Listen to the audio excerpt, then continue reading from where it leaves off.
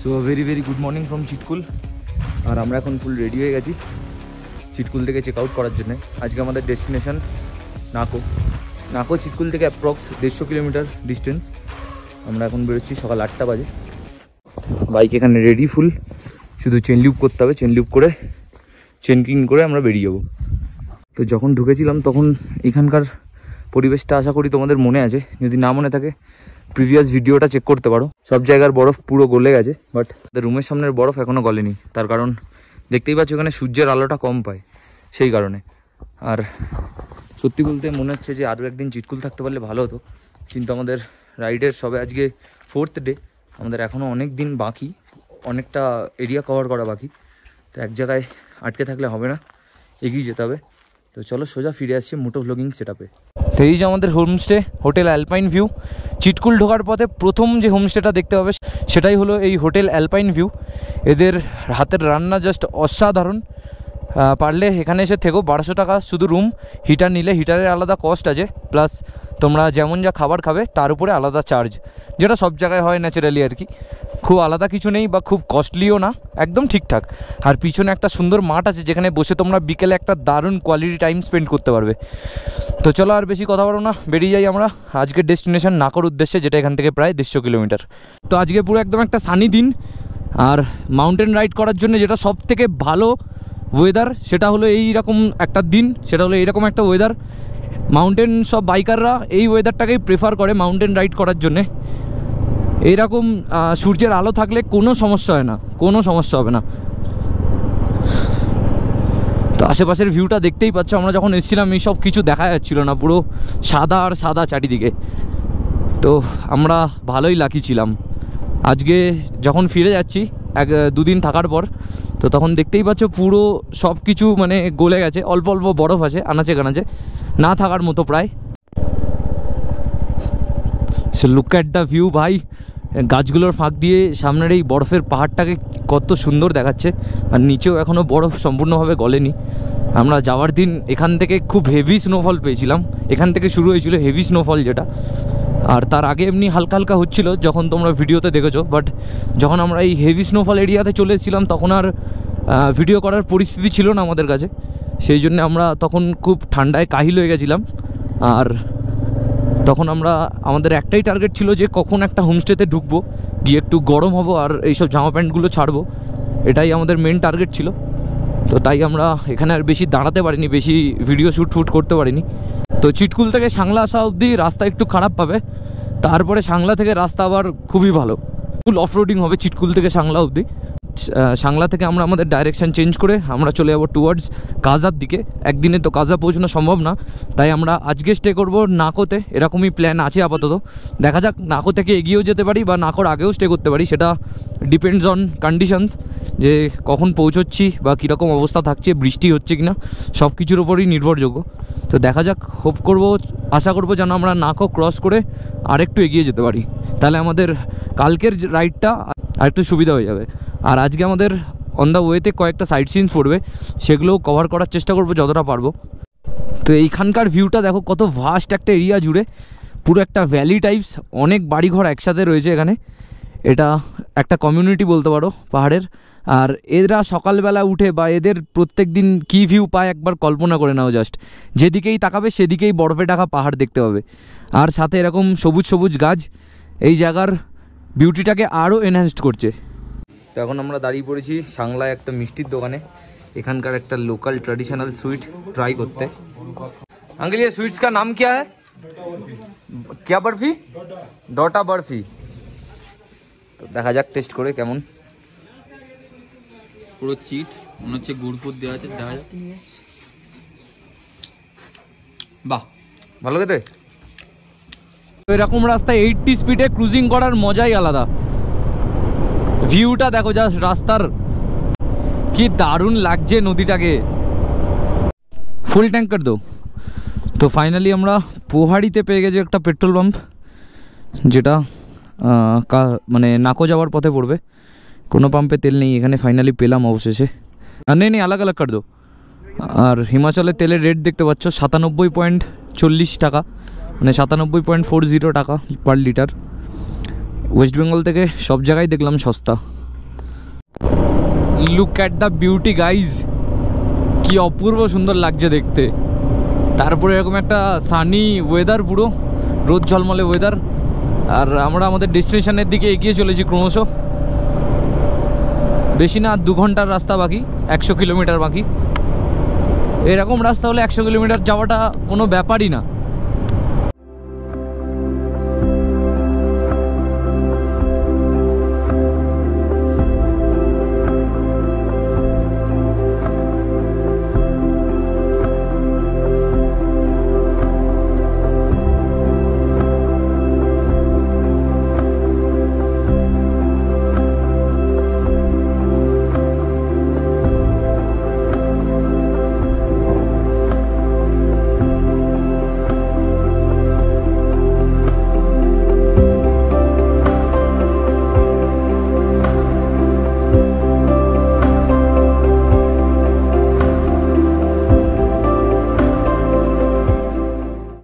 দুপুর 1:30 বেজে গেছে আর আমরা যাচ্ছিলাম এইখান দিয়েই টুয়ার্ডস নাকো। যেতে যেতে দেখলাম এই সুন্দর ক্যাফেটার নাম হলো লুংটা ক্যাফে। লোকেশনটা চেক করো ভাই, কি দারুণ লাগছে চারিদিকটা, বরফের মধ্যে ক্যাফে। আহা,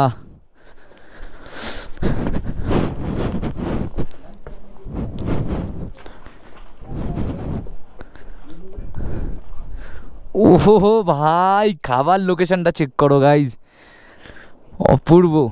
এরকম পড়ন্ত বিকেলবেলা এখানে একটা কফি নিয়ে বসতে হবে, পুরো জমে ক্ষীর হয়ে যাবে ব্যাপারটা। দেখতেই পেলে কেমন লোকেশনে আমরা আজকে আমাদের লাঞ্চ করলাম। তো লোকেশন হিসেবে পয়সাটা যথেষ্ট বাজেট ফ্রেন্ডলি ছিল। বিরিয়ানি নিয়ে নিয়েছিলাম আমরা, চিকেন বিরিয়ানি, একটু টেস্ট করার জন্যে। বাইরে এসে আমরা সাধারণত বিরিয়ানি খাই না, মানে ননভেজই খাই না বলতে গেলে, ভেজের ওপর দিয়ে যাই। বাট দেখলাম একটু যে এখানকার বিরিয়ানি কেমন টেস্ট। তো বিরিয়ানি তো না, ওটা জাস্ট একটা পোলাও ছিল, সাথে 3-4 পিস ছোটো ছোটো চিকেন ছিল। দাম খুব যে বেশি তাও না, দাম 250 টাকা ছিল। তবে কোয়ান্টিটি ঠিকঠাক ছিল, কমও না বেশিও না। তো এখন বাজে দুপুর 2:30 আর আমরা নাকো থেকে আর এক্স্যাক্ট 1 ঘন্টার দূরত্বে আছি।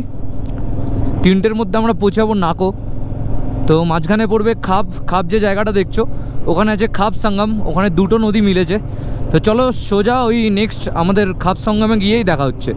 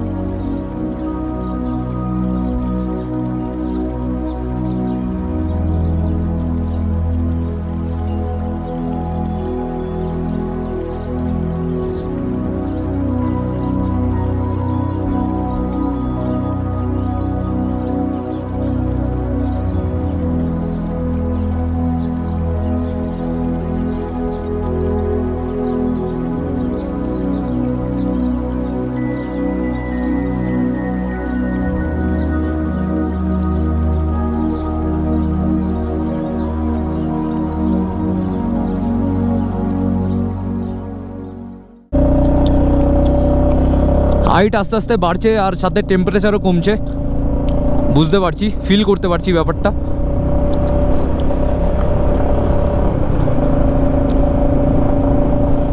কি বিউটিফুল নাজারা দেখো ভাই, পুরো ভ্যালি একটা মনে হচ্ছে দেখে। আর জায়গাটা দেখে ক্যামেরায় দেখে অনেক ছোট লাগছে, বা আমি চোখের থেকেও মানে চোখ দিয়ে অনেক ছোটই দেখছি, মনে হচ্ছে সব কাছাকাছি, কিন্তু এমনটা মোটেও নয়। আসলে প্রত্যেকটা পাহাড় অনেক অনেক দূরে একে অপরের থেকে। ওহো, এই হলো পয়সা উসুল করা ভিউ।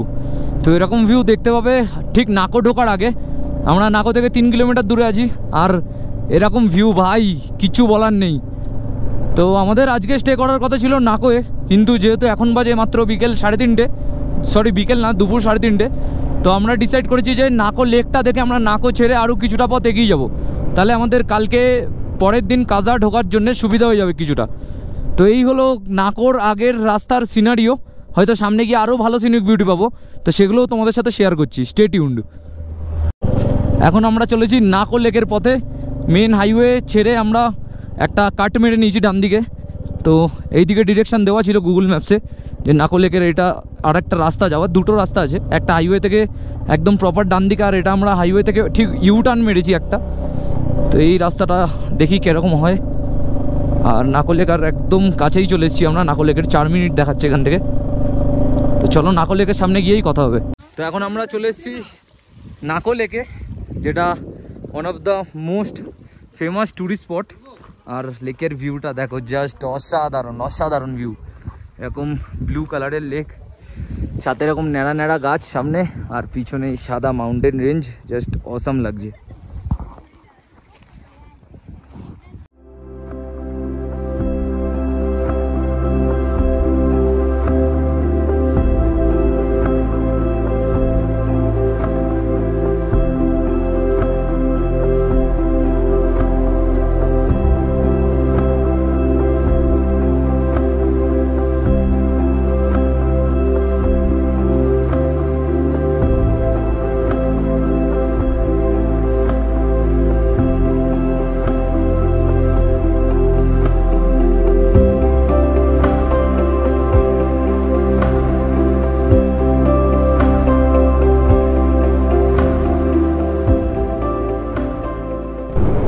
তো তোমরা নাকো লেকের সিনারিও তো দেখলে, অবশ্যই কমেন্টে জানিও যে কেমন লাগলো নাকো লেক। আর নাকো লেকে বোটিংয়েরও ব্যবস্থা ছিল, বাট আমরা বোটিং করিনি, হাতে এনাফ টাইম ছিল না বলে। আমাদেরকে টাবো ঢুকতে হবে, কারণ নাকো আর টাবোর মধ্যে কোনো থাকার ভালো জায়গা নেই। এই চেকপোস্ট থেকে আমাদের শুরু হলো স্পিতি ভ্যালি রাইড। আর এইখানে আমাদের বাইকের জন্য পার বাইকে 100 টাকা করে, আর সেটা কার হলে মানে 4 হুইলার হলে 200 টাকা করে চার্জ হবে। এখানে এন্ট্রি করতে হবে এই চেকপোস্টে। এটা পুলিশ চেকপোস্ট, সুমোথ চেকপোস্ট বলে।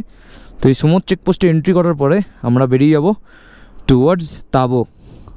হাইওয়ে থেকে আমরা পাক্কা 9 কিলোমিটার পুরো চড়াই রাস্তা দিয়ে উঠছি, আর এখনও 2 কিলোমিটার বাকি। দূরে দেখতে পাচ্ছি মনেস্ট্রিটা, বাট বুঝতে পারছি এখনও 2 থেকে 3 কিলোমিটার বাকি। আর নিচে দেখছি যে নদী পুরো বরফ হয়ে গেছে, নদী জমে বরফ হয়ে গেছে।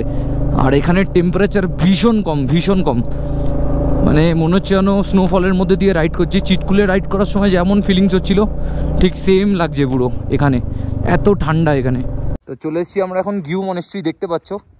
এই মনেস্ট্রিটা ফেমাস মামির জন্যে, মানে যেটা ইজিপ্টের যে মমি, সেই মমির জন্য ফেমাস এই মনেস্ট্রি। বাট স্টোরিটা কি সেটা এখন আমি ঠিকভাবে জানি না, ওটা শুনে বলছি। আর এখানে ভাই প্রচণ্ড পরিমাণ ঠান্ডা, সেই জন্য হেলমেট খুলতে পারছি না, এত ঠান্ডা, ঠান্ডায় পুরো কাইল হয়ে যাচ্ছি। আহা কি ফ্যান্টাস্টিক ভিউ ভাই। তো ইন্ডিয়া এত বিউটিফুল সেটা বলে বোঝানো যাবে না, তার জন্যে তোমায় এক্সপ্লোর করতে হবে, ঘুরতে হবে বেশি করে। আমি এমন অনেক লোক দেখছি যারা এক জায়গায় 2-3 বার বাইক রাইড করে, কেন ভাই, why? Look at the roads ভাই, পুরো সোজা রাস্তা, আর কিছু কিছু জায়গায় উঁচু, কিছু কিছু জায়গায় নিচু। মনে হচ্ছে যেন এই রাস্তাটা পুরো পাহাড়ের কোলে গিয়ে মিশে যাচ্ছে। সো ফাইনালি আমরা পৌঁছে গেছি তাবো। আজকে আমরা এই তাবোতেই থাকবো। আর তাবোর চারিদিককার পরিবেশটা দেখো, জাস্ট অপূর্ব। আর এই হলো গেট, ওয়েলকাম টু তাবো।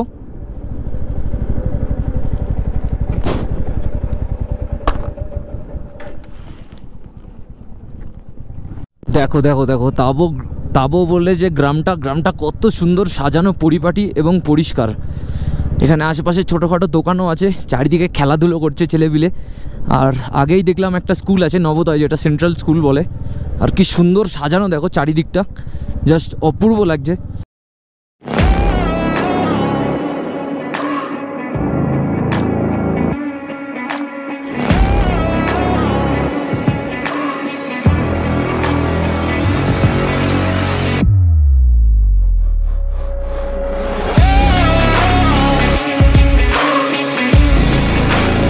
তো তাবোতে এন্ট্রি করার পরেই এই রাস্তাটা যায় সোজা মনেস্ট্রি। এই যে রাস্তাটা দেখছো, তো এই রাস্তা দিয়ে যেতেই একটা বাড়ি পরেই এই হোমস্টেটা আমরা পেয়ে গেছি। 3 জন 3 বেডেড রুম 700 টাকায়। ভাই ভাবতে পারছো তাবর মতো জায়গায় 700 টাকায় রুম পাওয়া মানে কিন্তু কম বড় ব্যাপার নয়। আর এখন আমরা আজকে সারা দিন রাইড করেছি বলতে গেলে, সেই সকাল থেকে শুরু করে বিকেল অবধি, মানে সন্ধে অবধি। এখন বাজে সন্ধে প্রায় 7টা বাজতে যায়। আর এখন আমাদের কাজ রেস্টে নেওয়া। তো চলো ফিরে আসছি নতুন এপিসোড নিয়ে। তো কালকে সকালে তাবর আশপাশটা ঘুরে দেখাবো, আর তাবর মনেস্ট্রি দেখাবো, আর তারপরে চলে যাবো আমরা টুয়ার্ডস কাজা। তো স্টে টিউনড।